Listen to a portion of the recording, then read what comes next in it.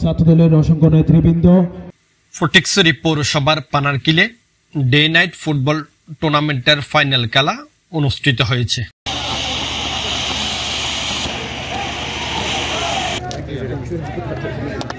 6 December রাতে পানারকিল youngster কর্তৃক আয়োজিত খেলার পুরস্কার বিতরণী অনুষ্ঠানে প্রধান অতিথি ছিলেন উপজেলা বিএনপির সদস্য শওকতুল্লাহ চৌধুরী।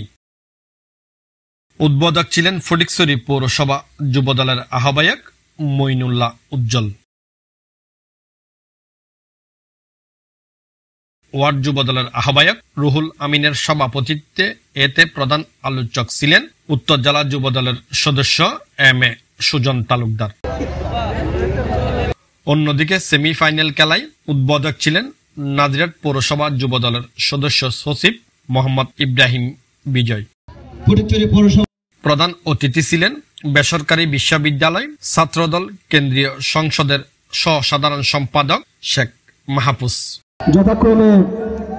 প্রধান আলোচক ছিলেন চট্টগ্রাম উত্তর জেলা ছাত্রদলের সহ-সাধারণ সম্পাদক সাইব সুমন। এতে সংবর্ধিত অতিথি ছিলেন ফটিকছড়ি পৌরসভা ছাত্রদলের আহ্বায়ক একরাম চৌধুরী। বাংলাদেশ জাতীয়তাবাদী দল এই দলের পক্ষ থেকে আমাদের ভারপ্রাপ্ত চেয়ারম্যান জনাব তারেক রহমান আমাদেরকে নির্দেশনা দিয়েছেন পুরো বাংলাদেশের যেন খেলার আলোটা আমরা ছড়িয়ে দিই, যাতে যুব সমাজ সঠিক পথে থাকে। এই জন্য আমরা যেখানে খেলার দাওয়াত পাই বা আমন্ত্রণ পাই, আমরা নিজেরা ছুটে যেতে চেষ্টা করি এবং উৎসাহিত করি সবাই যেন খেলাকে নিয়ে নিজেদের মধ্যে একটা সুন্দর ভ্রাতৃত্ব বন্ধন সৃষ্টি করতে পারে।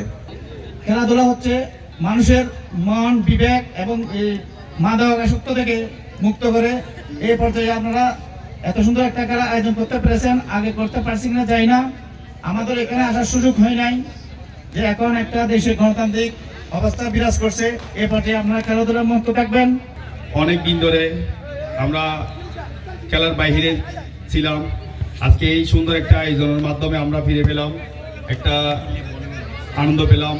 আজকে খেলায় যারা উপস্থিত আছে দর্শক বৃন্দরা, দর্শক ছাড়া আসলে খেলার কোনো আনন্দ নেই।